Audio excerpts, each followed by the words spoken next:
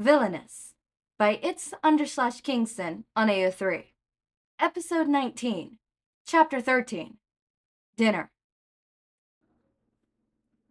Maybe Ochako would tell the blonde about her quirk-enhancing mask being on display in the Hero Museum. Or maybe she could get it back for Toga. Prove herself to the League. But could she really? Physically, it'd be a cakewalk. The guards were pushovers who couldn't become heroes, so they settled for the next best thing. And all cameras hide blind spots, and back doors if you tried hard enough. No, Ochako was worried about whether she could morally do it. Stealing from heroes to give to a villain. But it wasn't just about being reverse Robin Hood for the day. What about the long term? Firstly, this would boost Toga's ability to transform by leaps and bounds. She wouldn't have to go one by one, manually stealing blood. She'll be able to gather massive amounts of blood in a moment's notice. This was a terrifying thing to be caught on the wrong end of. The next problem was the fact that every teacher, student, and malicious faculty member would be right on her tail, especially the ones who knew that she had this mission. It wouldn't take a genius to connect the dots. But that wouldn't stop Principal Nezu from helping. Forget extra security, the school would be locked down and searched. If Ochako wanted to be smart about this, she'll make it impossible to link back to her. Morals be damned, Ochako was set on doing this, and she wasn't quite sure why. Of course, it would cause Toga to trust her more, and by association, the League would trust her more too. You don't just casually pull a weapon of mass destruction into your enemy's hands after all. But there was something else too. When Toga smiled at her with that beaming grin, or laughed at a statement that wasn't supposed to be a joke, it made the hero a little happy. The way that the blonde would grab her hand and lead her forward, or pat her on the back and call her little hero. It made it hard to tell her no. Even if Toga wasn't there, Ochako still couldn't bring herself to tell the villain no. Maybe that's why, at 11 p.m., Ochako found herself trespassing into Yue's museum. Let's wind a bit back, shall we? Ochako arrived at the dormitory in time to catch the end portion of the impromptu meeting her classmates have gathered for. Most of them, saving for a few who couldn't make it, were seated around the massive table they use for meals. It could seat everyone in Class 1A at the once, and then some. Ochako slid into the chair at the end of the table, not receiving any acknowledgement as she did so. Everyone's focus was on Sue, Deku, and Bakugo, who stood around a whiteboard. The green-haired board likely brought it out. They'd drawn up some ideas, including the rationality and the chances that the League of Villain had a new member. It was a resounding no from the class, much to Ochako's relief. Several crude stick figures lining the board caught the Gravity Hero up to date on what they'd been discussing. It seemed like they'd gotten most of the story correct, with the woman's death being the fault of Himiko Toga over stolen goods. The only difference being the fact that it was cash, which also seemed to be in speculation.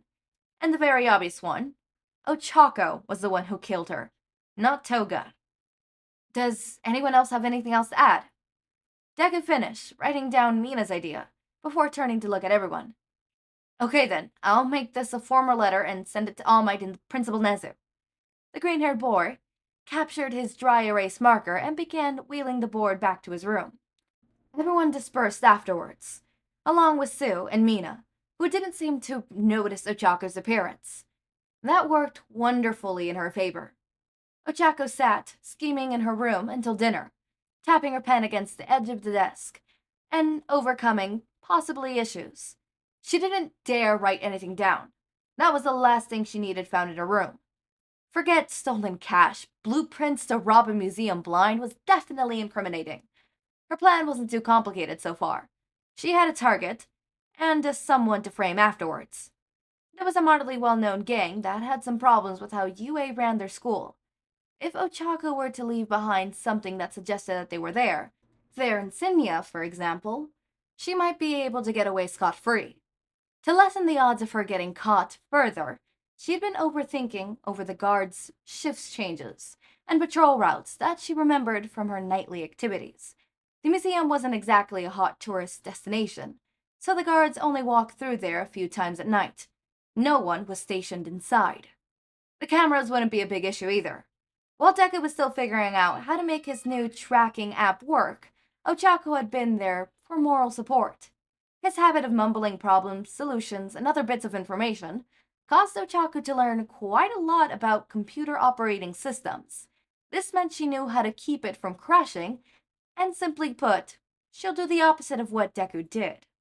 The final problem, and probably the most left-field solution, is why the Red Street Rhinos, the gang Ochako had picked to play Scopegate, would only steal Toga's mask.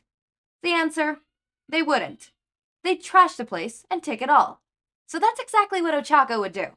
She'd give Toga her mask back and see if the League wanted the rest of the gear, save for a few explosive items. If they didn't, she'll find something to do with it. Bury it, burn it, toss it in the river, give it to the actual Red Street Rhinos. It didn't matter as long as the evidence was far, far away from Ochako's hand. A hearty knock came on her door, startling her from her crime-riddled thoughts. She assumed it was a classmate, letting her know that it was time to eat dinner, or wanting to ask her a question. The Gravity Hero opened the door, and was startled by the man standing there. Aizawa stood in the doorway, patiently waiting for Ochako to open it. "May I come in?" he asked, tired eyes observing the young hero. "Yeah." Ochako opened the door fully, letting her teacher into the room. "Is there a problem?" No, she knew why he was here. Ochako shut the door behind Aizawa, who stood awkwardly in the girl's room. The tall man looked out of place, dressed in black and grays, and with the exception being the golden eye guard that dangled around his neck. In comparison, Ochako's room was colored in shades of pink and white, with the occasional green accent, courtesy to Sue. "I came to ask about the assignment I gave you," Aizawa replied. His tone was even and low, careful of being overheard by another student, probably Jiro. "Yeah, I've been working on it. I haven't gotten far at all, though. No available information." Ochako kept her voice steady, but the guilt felt almost dizzying. She was doing it, actually siding with the villains over the heroes. This was the right thing to do, since she'll get closer to the League if she lied to the pros. But still, she couldn't help but feel like a backstabbing lowlife for it. "Really? In that case, continue looking. I'll check back with you personally." He studied her as he spoke, not in a pressuring or prying manner, though still far from lazy. Maybe suspicious? Or could Ochako just be paranoid? "Okay, I will," Ochako said firmly, trying to sound determined and committed. Aizawa seemed to buy it, as he nodded in response, and left the room as quiet as he entered. Sometimes Ochako thought of her teacher like a tired phantom of sorts, with the way he slipped in and out of rooms and sleeping bags. Though, when push came to shove, he was definitely more of a vengeful spirit. A few minutes passed, and Ochako continued mulling over her interaction with Aizawa. She'd run into the scenario through her head over and over again, coming up with no mistakes on her part. It was a 30-second conversation, but it was bound to keep her up at night, as she overthought the way she structured her sentence, and wondered if her speech pattern betrayed her. Another knock came at the door, this one light and brisk. Ochako half expected All Might or Midnight or Hawks to be there this time, but was relieved to find only Deku. The green-haired boy smiled, and Ochako returned the gesture. "I was wondering if you were hungry. I'm gonna eat now, and I remember that you said we could catch up on dinner?" "Yeah, I'm starving." Ochako laughed lightly. Deku chuckled too, and stepped away from the door, so the Gravity Hero could enter the hall. "Let me grab my phone real quick." She grabbed her personal phone, and eyed the burner phone. Should she bring it? Probably. "Did you want to go eat somewhere, or eat here? My treat if you wanted to go out." Deku offered, as the pair walked side by side down the hallway. "I don't want you to have to pay for both of us. Eating here is fine." Ochako lightly waved off his offer. She didn't want to break his bank, along with the fact that she was on a time crunch. Dinner was at 7 p.m. Toga would be here at 1 a.m., less than 5 hours to get everything done. along with eating and waiting for everyone to fall asleep, or at least retire to their rooms for the night. She'll be lucky to be out of her dorm by 11 p.m. 2 hours to shut down the cameras, avoid the guards, get the museum, steal and carry out everything, trash the place, and leave the logo of the Red Street Rhinos, and get the stuff back to her dorm. Shit, she needed spray paint and trash bags. Maybe if she went out with Deku... No, he'll see her buy the stuff. It'll have to be a solo trip. Wait, had he been talking this whole time? So, yeah, I'm good on money. If you feel really bad, though, I guess we could split the bill. He rubbed the back of his neck awkwardly. Yeah, well, if you really want to, we can go out to eat. Ochako smiled at the green-haired boy, and his face lit up with a pink tint. Okay, do you want to pick the place? He asked as they stopped by UA's security gate. Hey kids, where are you going? The guard asked, looking at the ID the students presented. Out for dinner. Okay, be safe, and remember to be back before 9 p.m. Okay, thank you. Ochako said, following Deku out of the newly opened gate. She still believed floating around was quicker, though. I heard there's a few new places opening up around here. Maybe we could try one of those. Oh, yeah, great idea.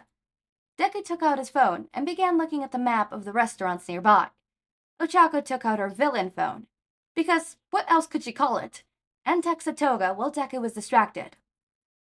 Got some new plans later. I might not be in my dorm when you get there. Want to reschedule or wait and see? Hey, look, this one looks pretty good, and it's got a 4.8-star rating. Deku showed Ochako the homepage of a new sushi place that had opened recently. The reviews look great, he said happily. That sounds good. Ochako wasn't the biggest fan of sushi, but the sooner she got done with dinner, the better. Let's go then. It's not very far, actually. About a 5-minute walk from UA. Deku began walking towards the restaurant, Ochako trailing close behind him. Her phone buzzed silently in her pocket, where she had stuck it when Deku suddenly turned his attention onto her. Luckily, he didn't see it as suspicious. The Gravity Hero stuck a glance at her phone, while Deku was making sure he got the directions right. I made plans with you first. Why are you canceling on me? The mission can't wait for you to finish your friendly little dinner party. Ochako looked around without raising suspicion. She suddenly felt watched. Are you following us? It's what I do when I'm bored. Well, if you've gotta know, this isn't why I asked if we could reschedule. And more accurately, I made dinner plans with him before you showed up. That's not fair. Look, I'll be sure to be at my dorm at 1 a.m. if you stopped following us around. If you're caught, then it won't end well. And besides, it'll ruin my surprise for you. Really? Yup. Fine. Thanks. Wait, actually, do you mind doing me a favor to make sure I can get there on time? I'm not gonna run your errands, little hero. It's not running errands. It's a favor with compensation. I need red spray paint and trash bags. The spray paint needs to be red. What's it for? And what's the cop? Your surprise and a negotiable amount of cash. Fine. Could you leave it on my balcony? Or inside if I left the door unlocked. Drops off our extra hero. I figured.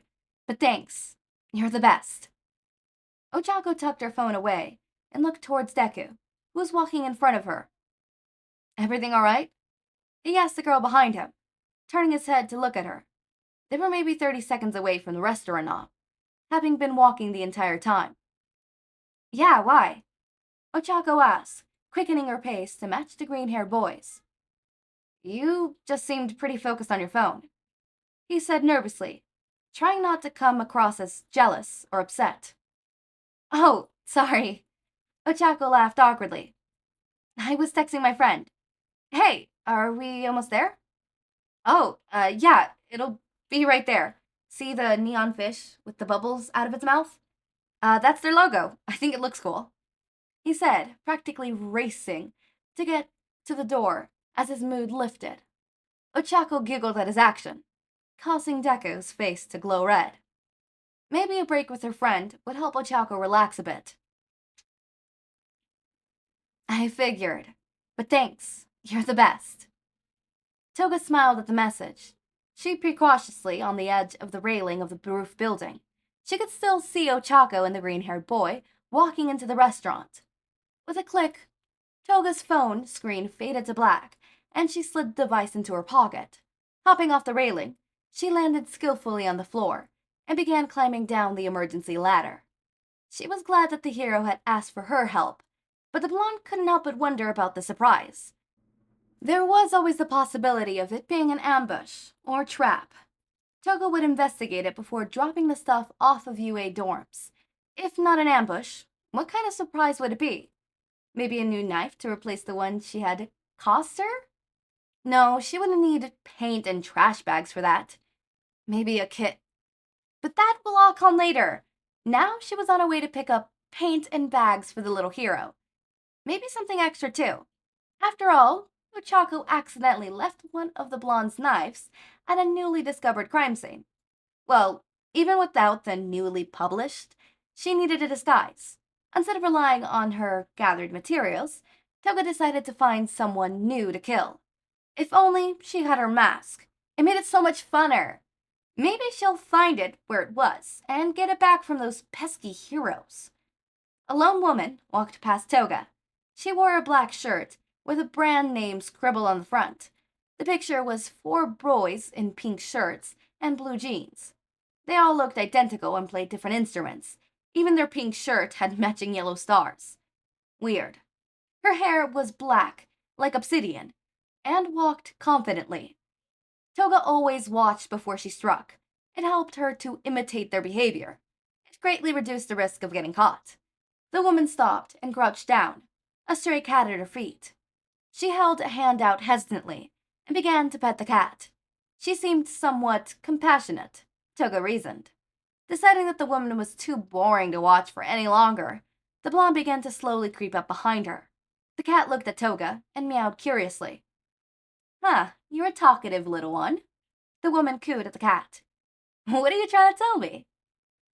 "It was a warning, I think." Toga giggled as she brought her knife down in one fell swoop, causing the startled woman to collapse onto the ground. She made sure not to sever anything too gushy, simply serving the spinal cord via the back of the neck.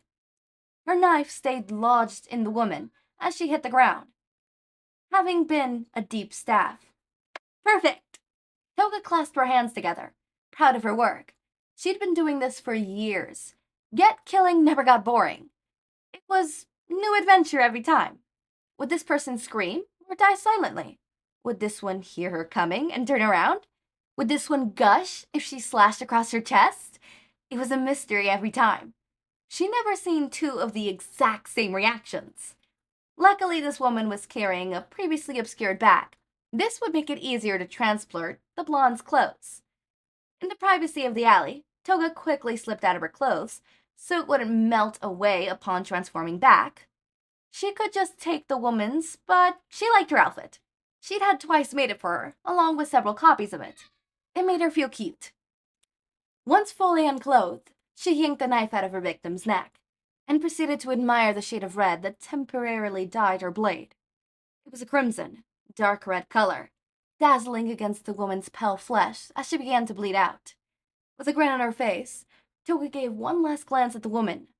Truly a work of art, if she did say so herself, and with that, she licked the knife clean, savoring in the copper taste that seemed to change drastically between people. This time it was sweet, almost floral in strange scents. The woman didn't do drugs, something very easy to taste, something incredibly nasty at that, and seemed really healthy. It's a shame she was in the wrong place at the wrong time. She felt the familiar sensation of a new layer of skin covering her own, getting tighter. Her hair was getting longer and darker, heavier on her head. Blinking a few times, she felt something cover her eyes. The color changing. She donned clothing made from this stranger's slime-like material that matched her new skin and hair. Then, she was no longer Toga. Now she was... Who was she? Toga bent down and checked the pocket of the woman, looking for a license.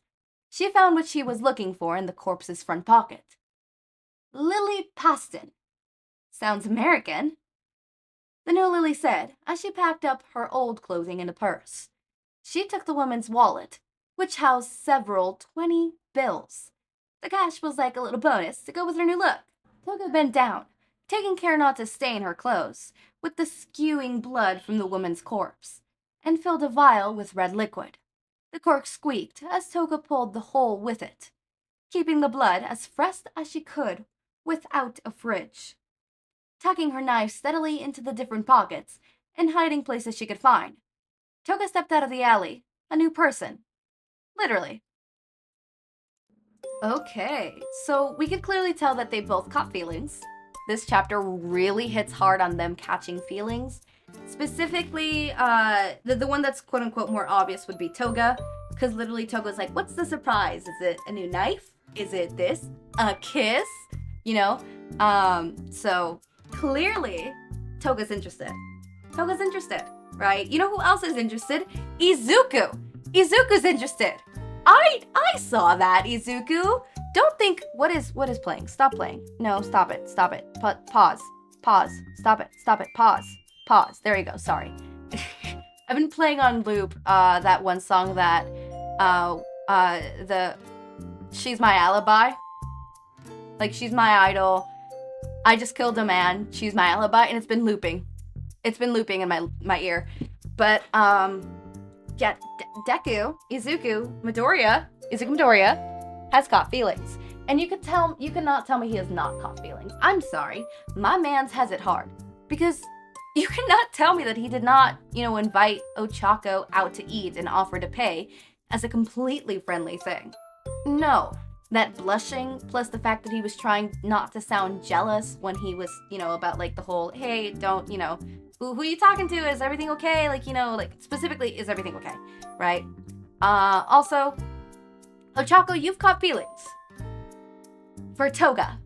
I'm sorry. Just the thought of saying no to Toga makes you not feel okay. Wanting to do this for Toga and giving her a surprise under the disguise and gaze of, oh, it's for the mission. Bestie, you're gay. Bestie, I'm gonna hold your hand when I say this. Okay, let me hold your hand while I say this. I'm holding your hand while I say this. It reminds me of, what's it called? Good Luck Baby by Chaperone. The you can kiss 100 men in bars, but that can't stop the feeling. That the whole, like, I feel like this fanfic radiates that, plus the whole I just killed a man, she's my alibi song. I actually don't know what that song is called. Is it just called Alibi? I think it's called Alibi. And it also radiates that one, I think it's a podcast series, book, novel thingy, where it's like, oh, you can, what's it called? The one that I quoted in the first chapter. Anyways, as always, my raindrops, make sure to eat, sleep, drink water, take your meds. Have a wonderful day or night. Link to my Discord server and socials are down in the description. Subscribe to see more of my content, and thank you so much for watching.